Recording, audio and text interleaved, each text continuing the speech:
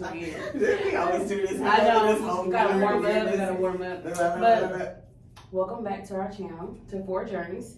If you have not already, like, subscribe, comment, all that good stuff. tune in. Like. You gotta tell them where we located. On TikTok and YouTube. So like, subscribe, comment. On YouTube. On YouTube. What's the name? How they gonna find us?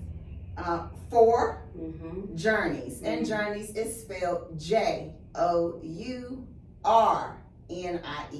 4 Journeys. The number 4. Yes. 4. Yes. Yes. Yeah. Okay. And on Yes. TikTok, how they find us? 4 Journeys 4. 4 Journeys 4. Yes. Yeah. Okay. Okay. Just figured I'd say that. Yes. Okay, so the people can know. Yes. Do you not Okay. know what to find us at? No. That's for letting me know. Okay. No. So y'all, on this episode, this is episode 3, and we're going to be talking about Black women raising Black boys into being Black men.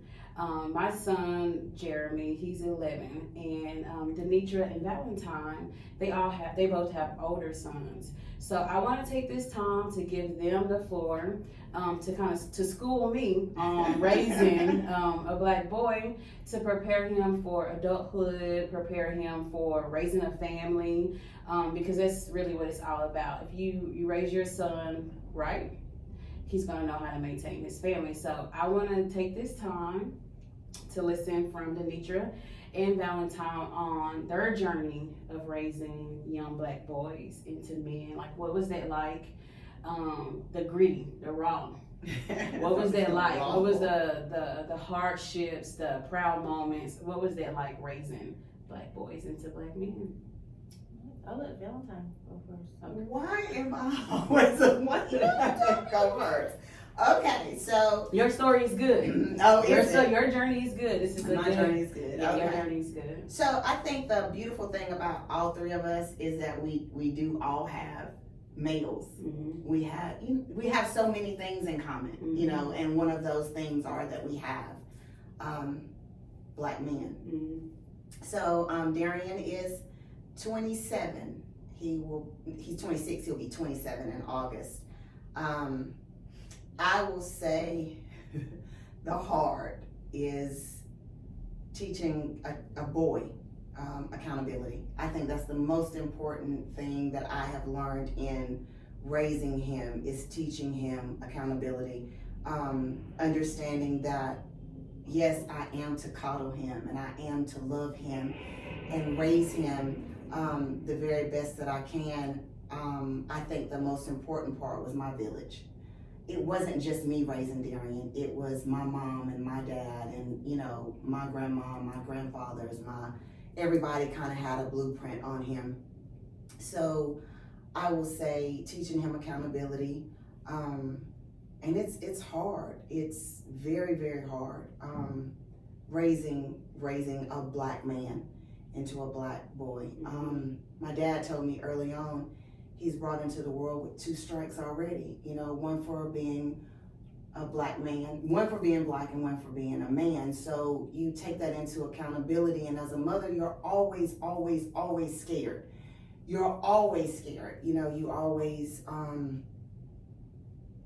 wondering if you're doing the right thing, if you're raising them the right way, if, you know, the things that you're teaching him is going to stick with him through his adulthood. Am I doing the right thing? Because there's no book that tells you that this is the way you're supposed to do it or how you're supposed to do it.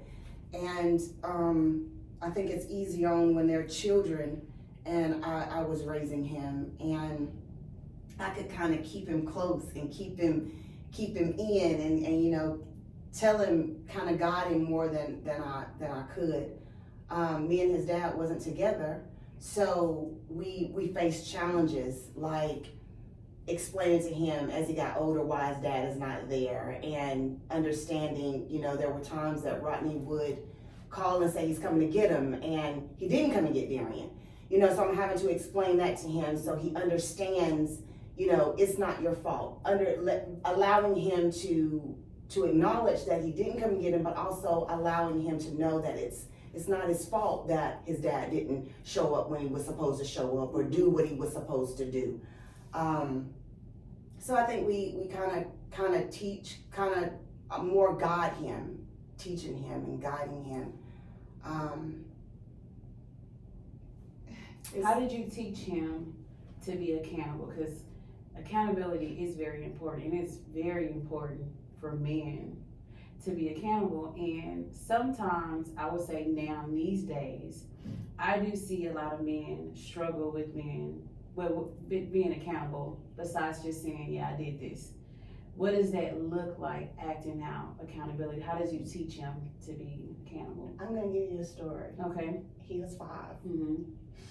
and we go to the beach every year for a family vacation. So he gets out the store with my mom, and I kind of trail behind him. And we are paying for things, and he walks out, and he gets into the car, and he has a pack of bubble gum. He stole it. He stole it. And, well, that ain't nice.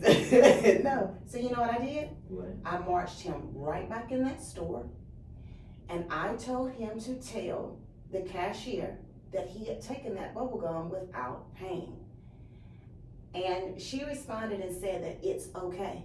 No, ma'am, it's not okay. It's not okay. It's not okay for him to take something that does not belong to him. And it's wrong for you to make him feel like it is. I made him give the chewing gum back, and when we got to the car, I tore his ass all to pieces. But after I tore him up, Mm-hmm. I explained to him why it was bad, what he did wrong, and why I spanked him. Mm-hmm. And I think that is the most important part. Not just that I spanked him, Mm-hmm. but also explaining to him Why? why. Mhm. Because a lot of times, accountability, we don't know. We don't hold ourselves accountable, and nobody holds us accountable for it, so we don't hold ourselves accountable for it. And that is the one thing that I tried to teach Darian growing up is you have to own it. You have to own it. I mean, from elementary school to high school to prepping him to go to college, Darian used to break out in hives when he would take, it's called a STAR test. This was elementary school. They introduced him to a STAR test, 4th grade. And I remember he used to break out in hives. And I would say, Darian, why are you so nervous? And he says, what if I fail? What if you do? He said, what's gonna happen? I said, if you give me your very best, and you fail that test, and you come back and you tell me, Mom, I did my best, then that's all I ask for. That's it. I don't want you to do any more than your best. Mm-hmm. And if your best causes you to get a D, then I can accept that. And you should be able to too.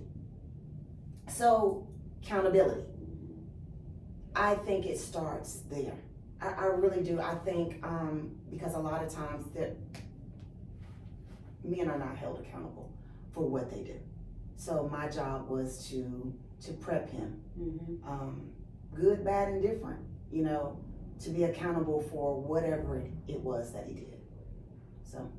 Were you intentional? That was intentional. Absolutely. Yeah, parenting it should be very Absolutely. intentional. And I think letting, you know, my mom and them used to say, Pumpkin, you're gonna make him gay. You're gonna you hold on to him, and every time he get dirty, you clean him up or whatever.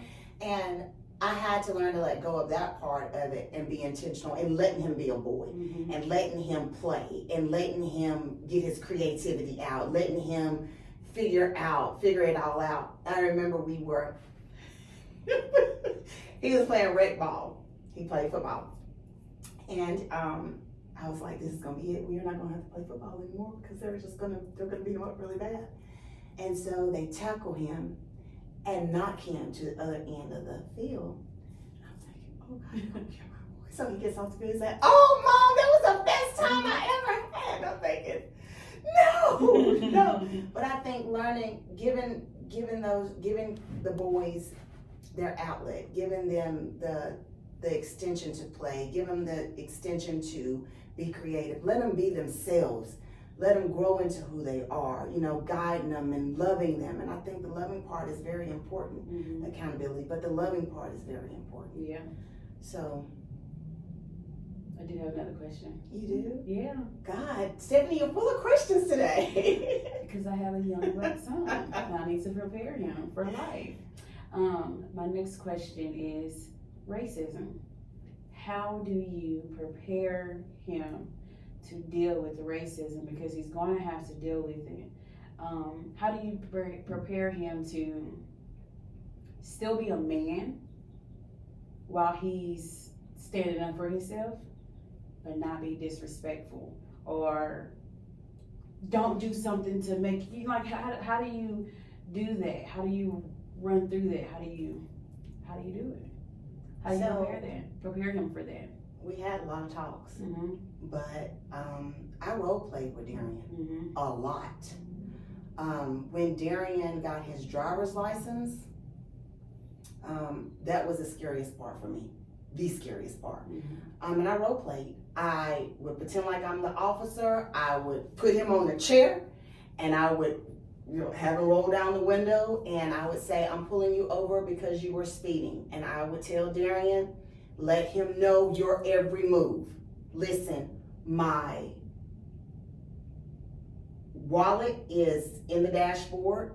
I'm getting ready to reach for my wallet. Mm-hmm. You know, kind of going through the steps with him, letting him know Mm-hmm. what I'm doing. Not that will save, Right. hoping that it will save, Right. but kind of role playing with him often Mm-hmm. with not just having a driver's license in school, you know, because he's been called a nigger. You know, Wow.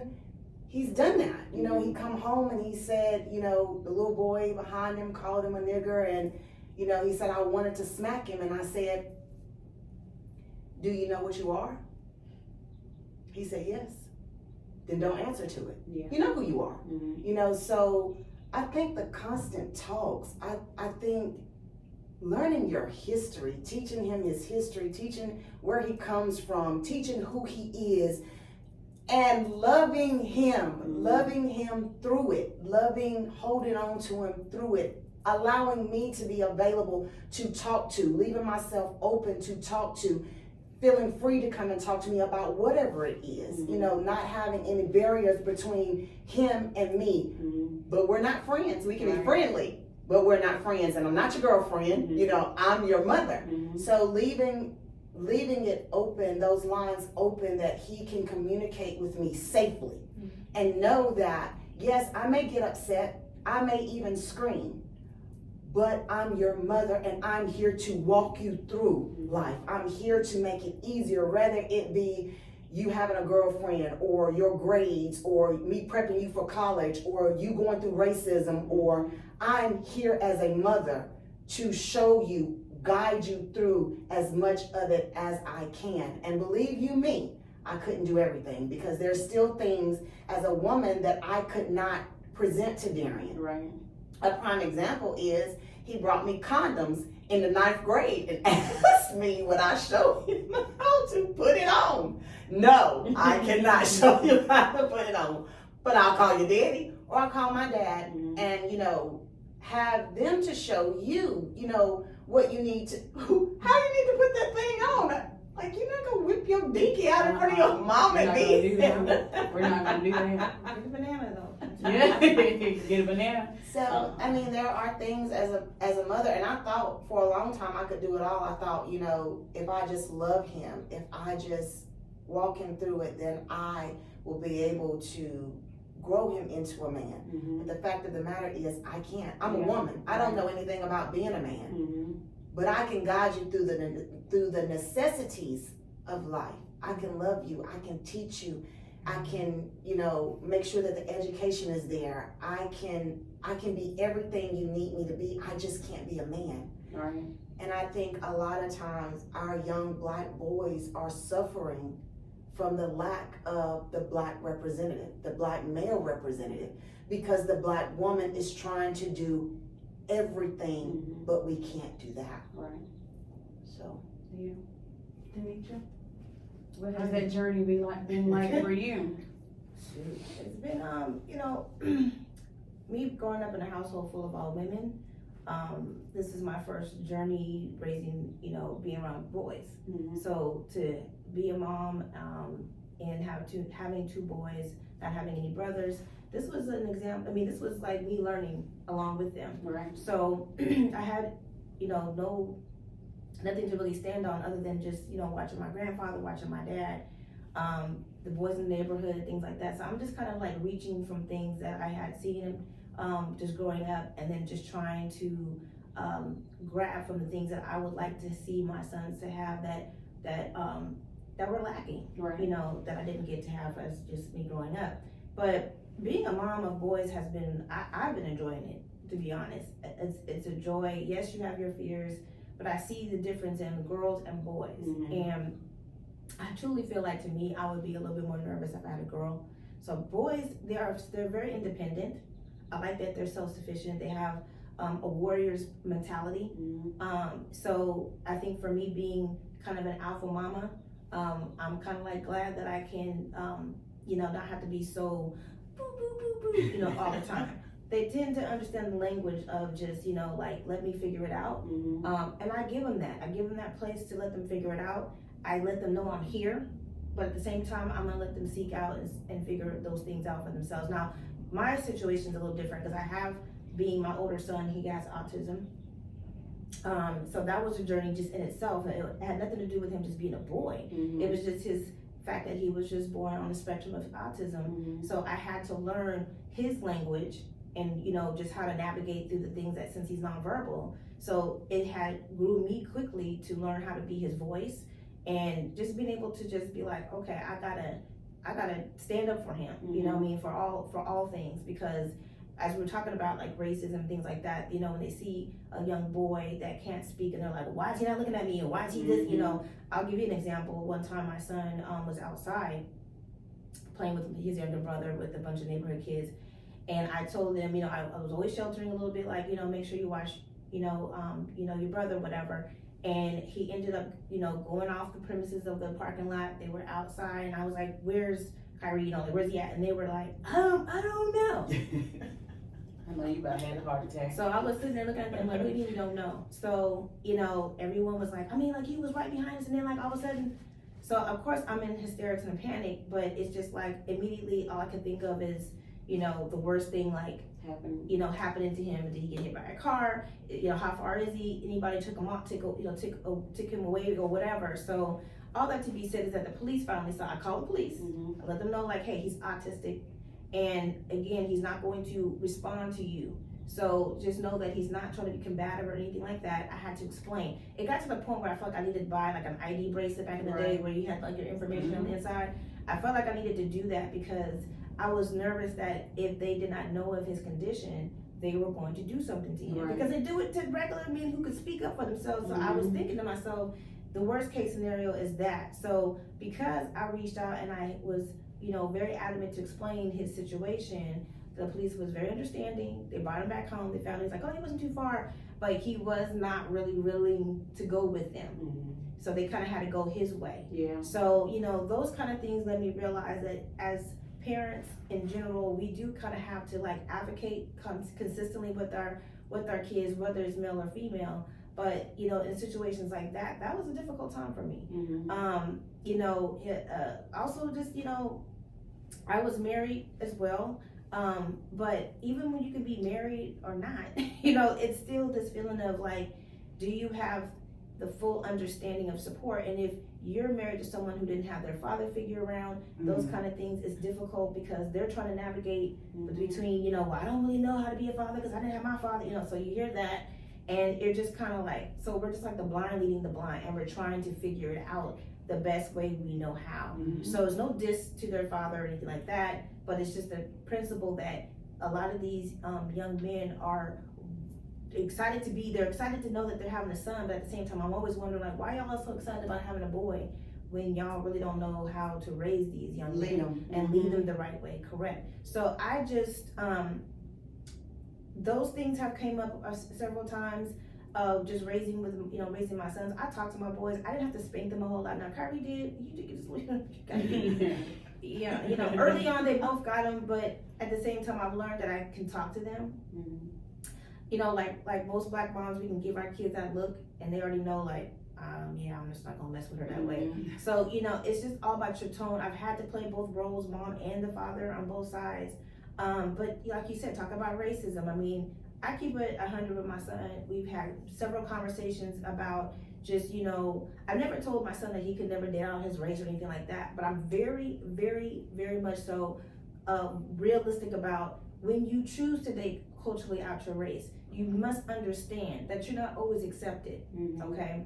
And that you have to be able to understand that by your shade alone, they just don't like you, okay? So my whole thing is, I said, if you're gonna date culturally out your race, you gotta make sure that she accepts you and their family accepts you for who you are. It's not fair that I get to have to accept her for who she is and all that she comes with, but her family doesn't like you, right? Because you're black. So I have those conversations to let him know that you have to still stand up for yourself. You got to make sure that this person loves you genuinely for who you are, because you're not just marrying me, you're marrying, the whole family. You are marrying a family. So, it all comes with that. I definitely think we disagree on that one. Okay, but I mean, this is just me. Because at the end of the day, I want my son to be respected. I want my son to be respected. And, I'm not going to ever tell him who and where he cannot, because the very thing you tell your kids to not do, they're gonna do it. They're gonna do the opposite. So, but he does understand as he's getting older and he's seeing racism blatantly in his face. It has made him sometimes say, okay, I can see where you're coming from. Right. But me telling him what he can't do, I'm not gonna do. That's not my place to say. I just try to show him why. And I come from an old school generation of family where my mom is 80 years old, so they've seen it, they have lived the experience. My grandmother's 99 years old today. And so it's, at the end of the day, it's like, as of today, meaning, but but it's just the principle that she has seen everything. And so I come from the generation that these are the stories that they instilled in me. We talk about teaching them history, and that's the history they've told me. So my son has been embedded in it. They know all about that. So what's been hard, I would say, is the fact that, as we said before, we're not men, but at the same time, I don't want to, bring up a spoiled child, but at the same time, I want them to understand that they are loved. Okay? That they are loved. I don't like to see black men broken by their mothers because of their own insecurities, or they didn't like their baby daddy, or whatever the case may be. I try to share with them that you are covered, you are loved, I got your back, in that sense, that they know that if nothing else, if no other woman has shown you love, just know that you were loved by me. I birthed you, I brought you here. But at the same time, I don't want to spoil this individual, to where they are so mama's boyish that they don't know how to take on leadership and know how to comfortably lead in a way when he gets married and has his family, that he can literally cut umbilical cords cut, brother, you're on your own, you know what I mean, and learn how to properly lead and take care of everyone. So I talk about that now with my son about, we talked about sex and things like that. I've had unraw conversations. I've showed him STD books.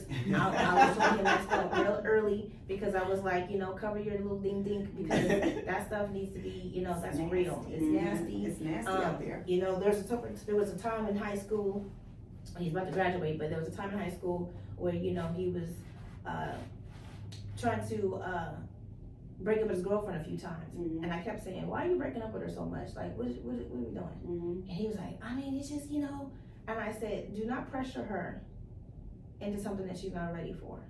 Because I remember being a young girl, and when the boys would break up with me, it's because I was always saying no, because I wasn't ready to have sex yet. So if she's saying no to you because she ain't ready to have sex with you, then let her be. Okay? So it's not just me being a boy mom and being on his side. I gotta come from the perspective of, like, I was once a young girl, and I see you doing the same things that boys do, that I was like, okay. So I have to teach them on both sides, so that they understand that me as being a mom, as well as being a male, that you gotta learn. You gotta have to learn some of these things. So And I think that's a part of holding him accountable. Mhm. Because, you know, accountability is taught in all spectrums of Right. it, you know, in everyday life. So if you were a mom that just allowed him to just do this girl like this and didn't address it or didn't talk to him about it, then that lets him feel like it's okay Right. for me to do this girl like this, or it's Right. okay for me to do the next girl like this, but Right. you addressed it. Mhm. You talk to him about it, you sit down and you explain to him, and I think the most important thing is coming from it as not only a mother, because I am a mother, Mhm. but I'm a woman first. Right. You know what I'm saying? So, you know, a lot of things, even when I'm talking to Darian, I let him know, yes, I'm your mother. But I was a woman Right. prior to your mother. Right. So, you know, giving him the raw aspect of sex. I remember me and Darian sitting down and literally watching a HIV, like a program Right. about HIV, Mhm. and you know how you catch it, you know, the transformations of it. And at the end of it, he asked me, he said, "Why did you show me that?" I said, "Because this is happening in the world. Mhm. And if you are not aware of it, then you can fall victim just as well as everyone else." Right. It's keeping their eyes open at all times, and you have to, Mhm. because they are black boys. Right. You know, so So I want to go back to where you felt you disagree with my statement about the dating culturally outside. I want Darian to date me. I want in the morning for him to We all want our see. kids to do that. Mhm. Yeah. I mean, let's keep it up. I would love him to see I someone do. as chocolate as me, you know. But let me go back to that, because you know my son, he mentioned to me one time about, you know, he said when he was, you know, like I don't know how he worded it, but he said something to the point of, you know, talking about my skin tone, and my son is like completely chocolate, so you know, he looked at me and was like, you know, like girls don't seem to find like you know, guys like me like attractive. Excuse me. What are you talking about? You know, so I was shocked, because I mean already he's talking about color and all this kind of stuff. I'm looking at him like, don't do that, you know, because I feel like you're beautiful for who you are and what you represent. But I was telling him that I mean, it's interesting because both, you know, my sons are by different fathers, but they're both chocolate, Mhm. like chocolate. Okay, there is no denying who they are. So I found it just very interesting that he was kind of looking at me like, but you're not dark as me, you know, like, Yeah. you know, like, you know. But I said, but I still found two men that still found beauty in me Right. for just who I am. Right. So it's not taboo for two beautiful chocolate people to find each other. Right. You know what I mean? But I think it's a matter of preference. We're talking Mhm. about preference. Mhm. You know, considering that I don't want you just trying to just date a black girl because, you know, just because. You're right. I want you to still look at, that's why I'm still saying, whoever you get with, she has to like you for who you are. Right. You know what I mean? First and foremost, because that's the beauty of loving in the first place, is you want someone to love you for who you are, not just because, oh, because he's chocolate. Like, I mean, we all suck up for chocolate, right? But is it good for you? Yeah. You know, That so, can be a phase. you know, that could be a phase. That could be a So, phase. I mean, my whole thing is just, how does this person treat you at the end of the day? Mhm. But, you know, I like I said, I have enjoyed being a mom. I have enjoyed looking through the lens of their perspectives. They're completely opposite of, you know, what girls do, per se. But at the same time, you know, yes, you have to have the uncomfortable conversations. But if their fathers are around, that's the accountability right there that needs to be obtained. Mhm. It's just us having to really, really let these male fathers know, like, your presence needs to be there. Mhm. And women, if you're out there and you're still having baby daddy drama and you're like still mad at the daddy and not letting your kids see your son, Hit on it, Denetra. that's ridiculous, okay? It's Like, stupid. that's the Yeah. most Let it ridiculous go. thing that you could do to Be- your son. Yeah. Because you're hurting that child. Mhm. And that's something that is so sensitive, you know, when you're talking about it, because everybody gets all upset. Well, he did this and he cheated. Who cares? Who cares? He didn't cheat on the baby. He cheated on you. On you. Take your personal feelings out of it. You know what I mean? It has Everything nothing to to do do with that baby at all. Yeah. So, you know, like Denetra said, take your personal feelings and set them on the side. Mhm. That has nothing to do with that child. Mhm. So, don't do that. Yeah, because I've learned that by my experience, I've never ever shunned my my son's fathers to ever see them. You know, I've just learned that it's their choice. Mhm. It's their choice if they want to be a part or not. I've always left the door open. So, you know, they can never come at me, well, she never let me see, you know, no, that's not, it's a choice. It's a choice if they want to be involved. Always keep the door open, always still invite them to the parties or whatever the case may be, involve them. You know, it's sad that sometimes both of them sometimes can, you know, Mother's Days go by and birthdays go by, Christmas go by, and sometimes they're not really wanting to be involved. You're having to play Santa Claus, play the Easter Bunny, and play all these different things because all they get to do is just sign on, oh, I just send him some money and, you know, you do the rest. But you're trying to create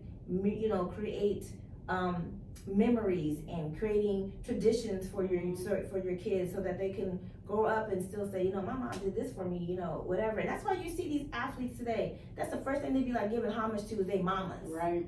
Okay, you never really hear too much about the dad. You hear more about the moms because we be on the front line, front center, right The chauffeur. there. The chauffeur, The cook. the cook, The you know, on the sidelines, going to get them, Yeah. going to take them to practices. We do it all. Right. Yep. You know what I mean? And all of a sudden, dad just gets to show up, you know, on 18th birthday and be like, yeah, that's my son, that's my boy. And it's like, okay. And we're still sitting here tight-lipped like, okay.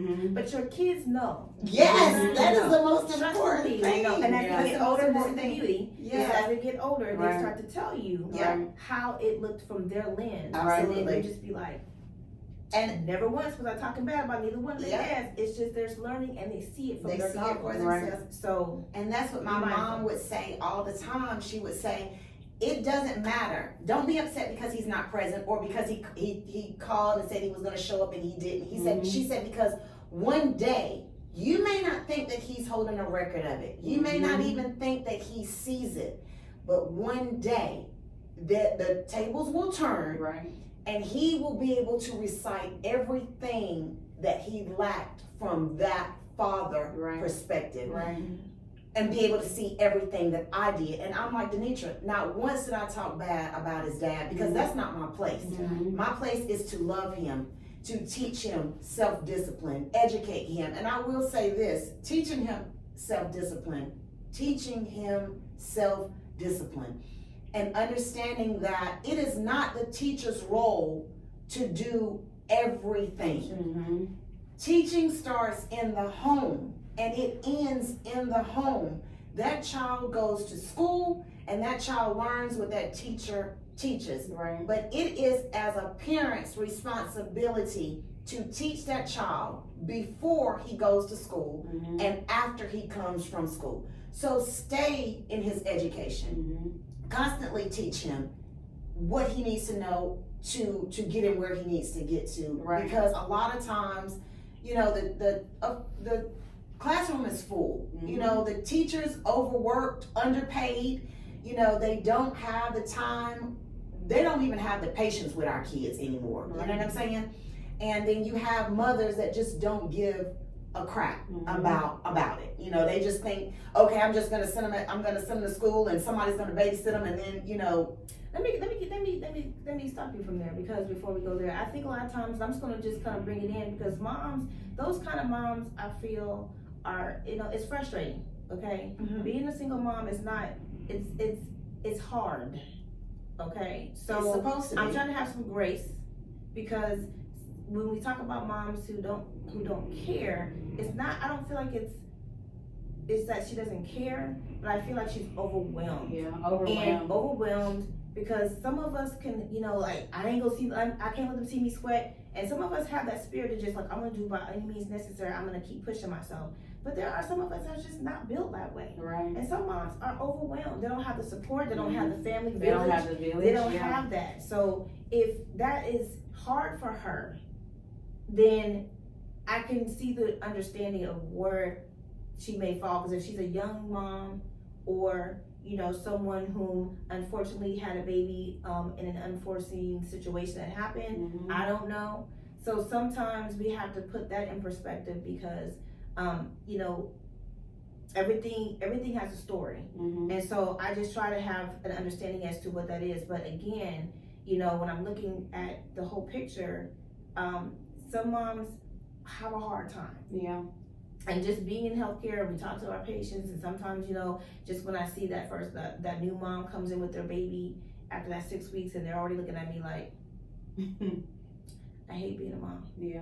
And I'm looking at them like, I know exactly what that look like, Mhm. because they're tired, and they could have a whole husband and a whole partner, but it's just like they feel the sense of being alone, they're overwhelmed, Mhm. and they're feeling like, I'm gonna screw up, you know. And it's like you have to continue to keep reinforcing to each individual mom, like, there's nothing you're doing wrong. Yeah. You know, we all are trying to navigate and figure this out together, Mhm. but at the same time, it's like it's overwhelming. Yeah. And I'm thankful that I have known women that also have done this, and I can talk to them and call them. Mhm. But at the same time, even with boys, I find myself having to ask my male friends, trying to find mentors, trying to find positive influences, because sometimes I'm like, I don't know. But what does that have to do with you educating your child? You know, what does that have to do with, you know, I don't understand where that comes into play. I mean, you said the patient comes in and you see already that 6 months, the child is 6 months, that she's overwhelmed, she's, you know, don't know what she's gonna do or what the case is. I don't understand what that has to do with, as a mother, our role being to teach our children outside of that classroom. It's our responsibility. It's not just that teacher's responsibility to teach that child. And I'll say that to say this. When Darian was growing up, of course I was in healthcare, and one of the doctors gave him a Hooked on Phonics. I don't know if y'all remember what that is. Mhm. At the time we had VHSs. That's telling you how old I am. Don't tell nobody. But at the time the Hooked on Phonics came in a VHS, Darian had to have been maybe 5 or 6 years old when I introduced it to him. I had it for about a year. One of the doctors gave it to me for about a year before Darian. I think he may have been about 6 or 7 that when I introduced it to him.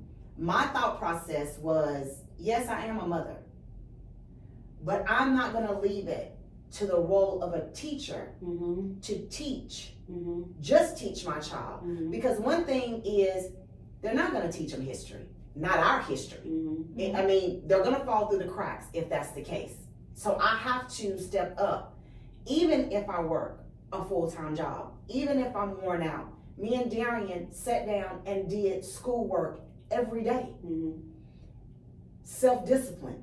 You're going to have to do this. This is in order to thrive, in order to be better, in order to go to college. And that's not everybody's dream for their child. It was my dream for my child. Mhm. So I prepped along the way to make sure that he had the education, to make sure that he had the self-discipline to sit down, to do his homework, to do what was required of him every day. Mhm. So my thing is, as mothers, we should not leave it to the teachers to teach our children. Oh, I agree. I Because agree, yeah, at the I end agree of the with that, day, yeah. it's just not going to be, Right. it's not going to be enough. Yeah, I You agree know, with that, but I so- do see what Anitra is saying, because some women do need that grace because they may have multiple kids. Mhm. And the parenting is overwhelming in general, and they may not come from that background, that educational background. They may come from a background of, look, you go to school, you graduated high school, and that's it. And that's all they're planning for. So college is not something that may not even be talked about.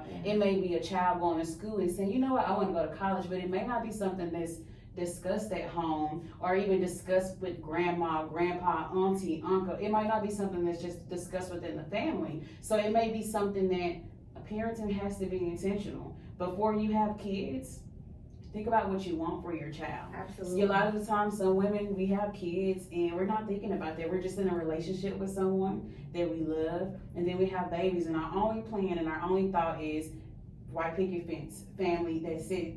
But there's more to it. There's college, just preparing your child for life, and some women Credit. need those, yeah, And credit. credit. But that's not something that's talked about in the black Yeah. household. Credit. Credit. Money that. managing. Money managing. All of that is not something that's talked about in the black household. That's something that you have to be intentional. You have to have that urge, that want, or somehow be I don't know, somehow it's brought to your attention. Right. It's not something that's just talked about and known of in all Black households. Sometimes it's like just generational, and somebody finally say, you know what, I think if we had a little credit, we might get a little bit more, out of life. But it's not something that all Black households have. So I think that having that teaching your child education, especially our history, it is very important. But it's not something that everyone thinks about. It's not something that's in every household, because some people, the only thing they're thinking about doing is, let me get you through high school. Right. Let me get you to graduate, because I didn't graduate. Let me just get you to accomplish what I didn't get to do. And maybe what I didn't get to do was to graduate high school. So let me make sure you at least do that. Or let me make sure you don't get pregnant before high school, before you graduate, because I got pregnant.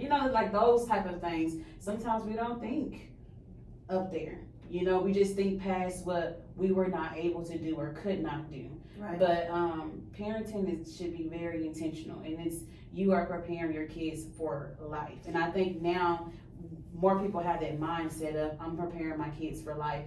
I want them to have this. I want them to have abundant of things, because a lot of Black people, we have that small mindset that this is as far as we're gonna go. Right. Yeah. And like I said, and part of that was simply because I would just mention that because I also have another young man that's staying with me that's trying to graduate, and just hearing that whatever circumstance that mom and dad was not able to do, I still had to just know this kid, like, you're not abandoned. You know what I mean? In my mind, it was like, I'm still seeing this boy's future. And in my mind, all I can think of is he's gonna be in jail, this boy's gonna get killed before he's 21, he's gonna be a bum. I mean, I'm thinking of all these different things that could be, the plight of the Black man out here in the world, that made me say, I gotta give this boy a chance. You know what I mean? So to me, it's just always trying to provide a picture and showing them that you could be different.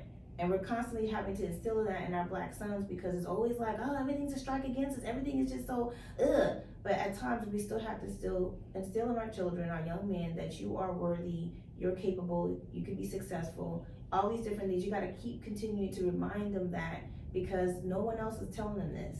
And I see grown men that are beyond my age, and I won't say my age, but are still looking for that mothering, continual, affirmated kind of, tell me if I'm good, tell me. And oftentimes I'm just like, my God, it's not just starts from down here. You're telling grown men the same thing, because they need to constantly hear that they are, like, what their worth is, Or do you think it could be because they didn't get it Yeah, as a child? It could be as a Mother child. wounds. Yeah. Mother It's wounds. a mother wound or something. But my thing is, what I don't want my son to ever feel is that as I started, that he's not loved. Yeah. My whole point is, I just want you to know that if you ever walk on the planet thinking like, man, nobody cares about me, your mama does, okay?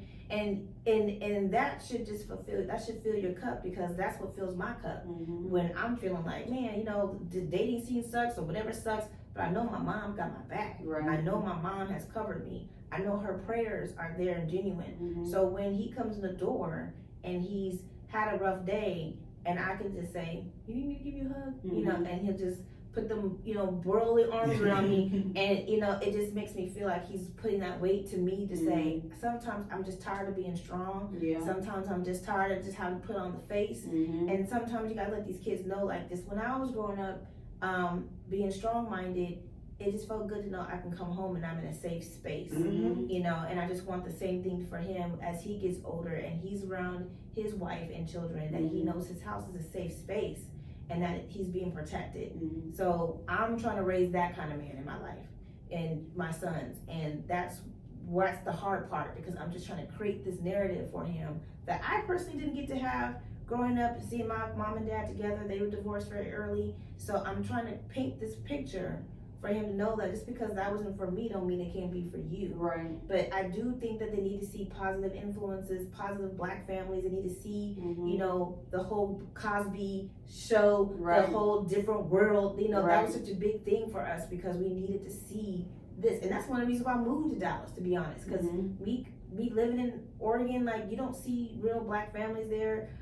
It's just very few and far in between. So coming to Dallas, I wanted my son to see there's opportunity. You can go to any school, college, anywhere you want to go, that you can see black, families. You can see this example that it's not so far, because it's amazing that I can talk to my mom on the phone and she's like, I saw this black couple and they're so cute. I'm looking at her like this every day here in Dallas. But because where she demographically lives, where we live, it's not common. Right. So that's why you gotta expose your children, share with them, give them life experiences, and not be so cramped up in this box, because they need to see the world around them that it turns. Like there's so much going on out here. Yeah. Don't teach them to be stagnant.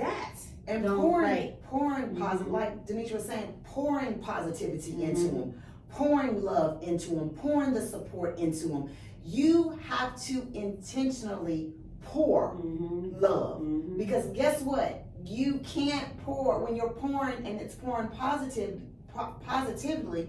You don't want to you can't pour from a negative cup. So if I came from a negative surrounding, I'm gonna pour negatively into that child. You know what I'm saying? So you don't want that. You know, my family dynamic, I won't tell you it was perfect, but it was so close to it. You know what I'm saying? So I was poured in. I knew what love felt like. I knew what it was. I knew what it looked like. My mother and father was married. You know, I grew up in the household with it. So it was easy for me to pour into Darren. It was easy for me to pour into Kennedy. You know, but an example. Right. I could give, not only could I give him the example, but I could give him the grandparents of the example. You know what I'm saying? So when his dad failed, my dad didn't. You know what I'm saying? So it's important, like I said, that self-discipline, teaching them that, pouring into them love.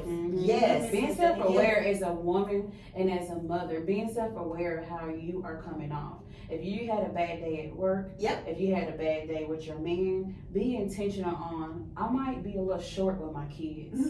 You know, let me gather myself before I'm around them so they don't get this because they don't deserve this. Be intentional and be self-aware.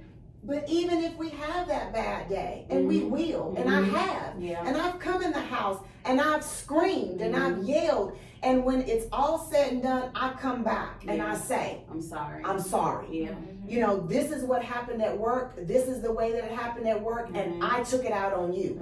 We're learning to effectively communicate with them, because we're human, you know, we're people too, we're still trying to figure it out, and letting him know, as a mother, I fall short too, you know, but I really think it's important to love them, to love on them, you know, to give them everything we got, even the bad, you know, because life dishes us out bad, you know, so but let's be clear what that love though means, because love means also you have to give them the uncomfortable conversation. Absolutely. You gotta still go ahead and tap that butt every once in a while. You gotta give them that tough love conversation. Absolutely. You know, it's love, abundance, good, bad, or indifferent. And it's unconditional. Unconditional.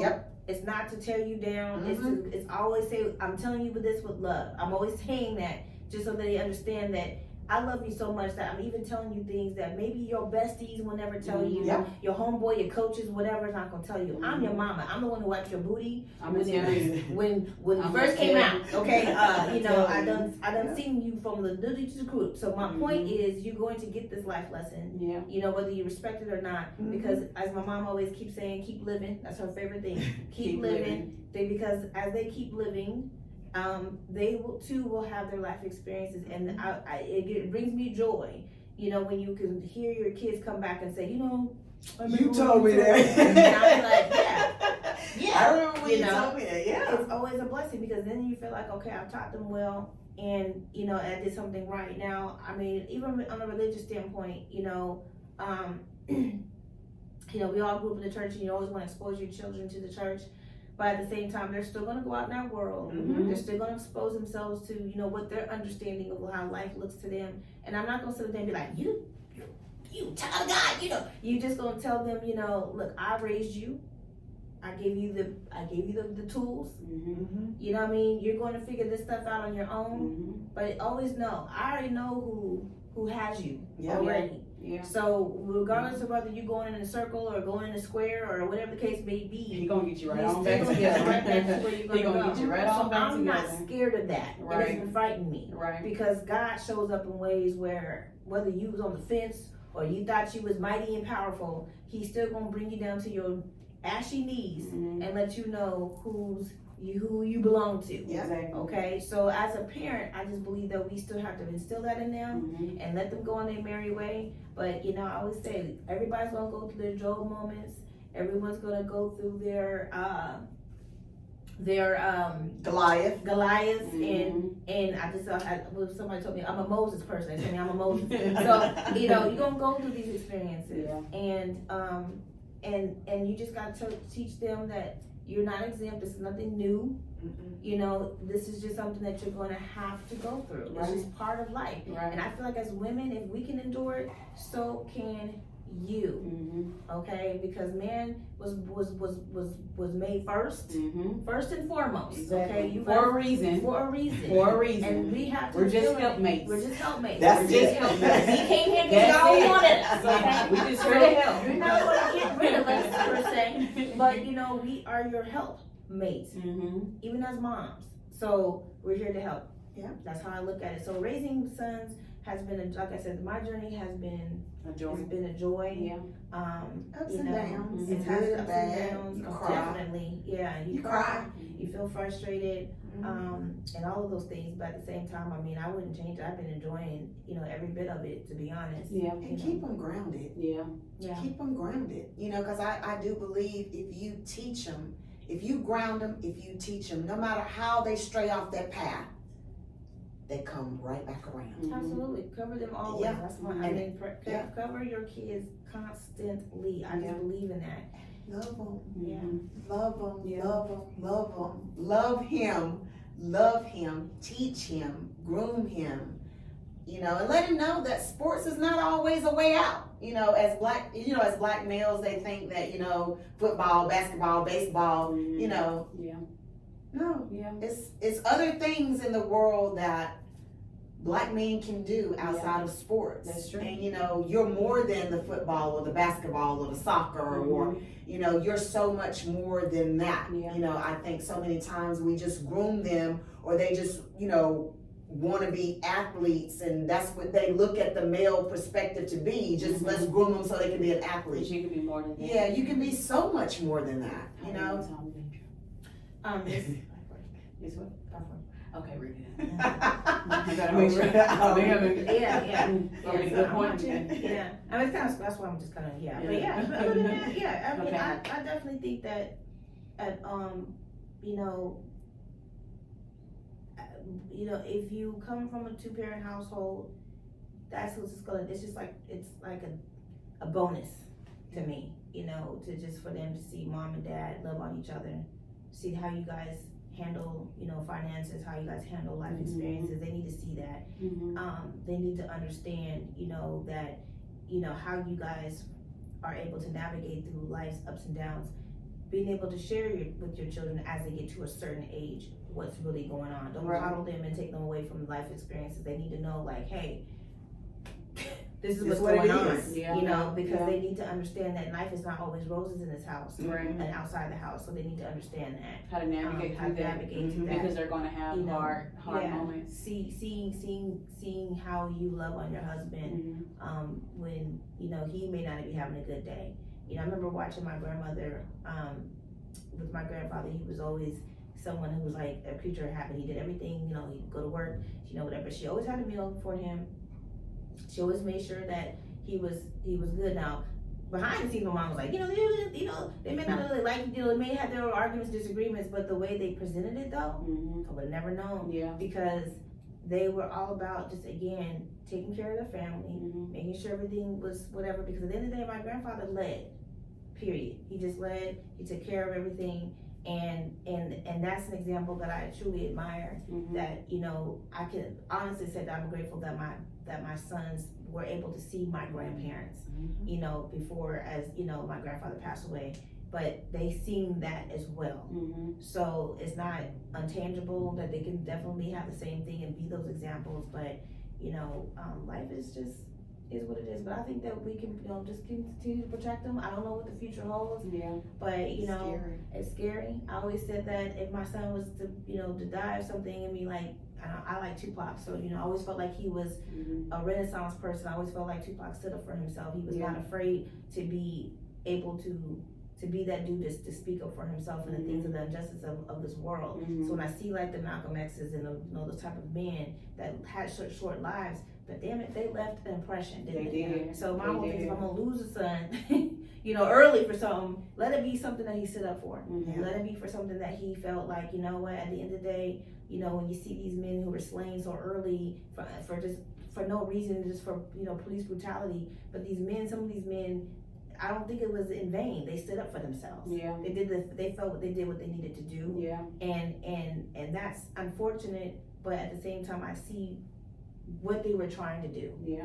And it's unfair and it's not right, but at the same time it's like we can continue to keep telling them to do what's right.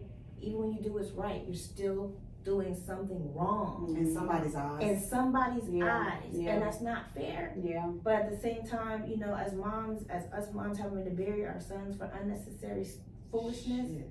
is so uncalled for, Mhm. It's sad too. and it's sad. It's sad. Very sad. This is really, really good. I think it's very important for young mothers to surround themselves with other women, other mothers that are older than them, But positive. but positive. Not just your age group, but someone that's positive and older, because you might not have that grandpa or that grandma or their great grandpa or their great grandma that can teach you that history, but you can learn and get that from your friend, somebody that's maybe a little bit older than you, and that's okay. In the Bible it says the old must teach the young. Absolutely. And I think that's a lot of lacking now. Yeah. We don't have nannies. Yeah. We don't have big moms. Mm-mm. Nope. The children don't know that Mm-mm. anymore. I'm still trying to be one. We don't know that though. In my generation, I had both sets of grandparents. Yeah. I had the blueprint. Mhm. Or they're not involved. I If they had do the have it. substance. Yeah. You know what I'm saying? Yeah. Kids, boys don't have that. Mm-mm. They don't have that substance anymore. They don't have the grandfather. They don't have the grandma. They're dropping them off or they're leaving them at the house by themselves. And these boys are literally having to fend for themselves. Mhm. They don't have anybody. And what happens is they grow up to be bigger Mhm. men who don't have anybody. Right. So they reflect that on women. Yeah. They reflect that on children that they have. Yeah. Right. And it leaves a cycle Mhm. of hurt black boys Mhm. to hurt black men. Right. To And hurt black women. And Yeah. that's Hurt above black and women, everything. yeah. I was going to say before we end this podcast, Yeah. I was saying, is that, I'm trying to let my son, I'm saying my son more so because Xavier, like I said, with my older son, he doesn't really understand, but with my younger son, he gets it. And I see black women, we're always we're always the core for everything. Yeah. But at the end of the day, we want the same in return. Mhm. So as I'm keeping for my black men and trying to raise my black son to be that guy and that man in his life, I want him to also be the same way for, us. Yep. You know what I mean? Because we need them just as much as they need us. So, as black women, I do see and experience how black men don't come for us as we come hard for them.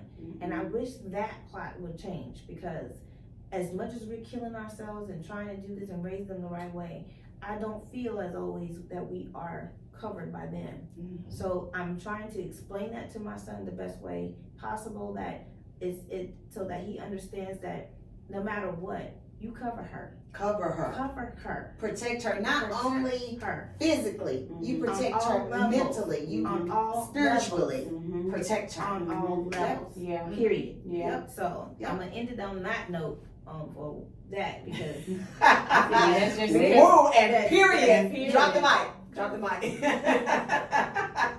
that one. So yeah. Yeah. So Yeah. yeah.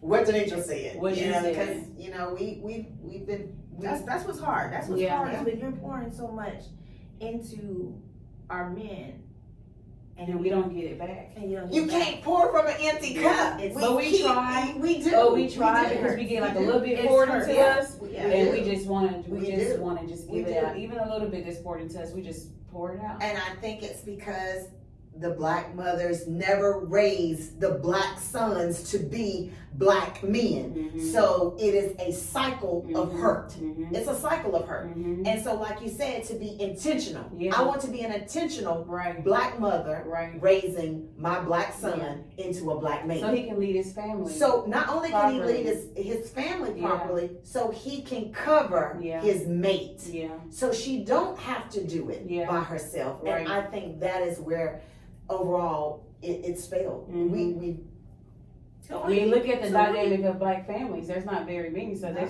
that's proof that it's failed. There's proof that somewhere along the lines it we went didn't wrong. do something went wrong, and It it's went okay wrong. to say it went wrong. Yeah, it Some went wrong. parents, I did everything. You did, but you still lacked somewhere. Mm-hmm. So find out where you lacked, so that maybe you can bring it to his attention, and then maybe he can work on it, or you know, I don't know. yeah. I mean, you know, I think a lot of it is, you know, a lot of times it's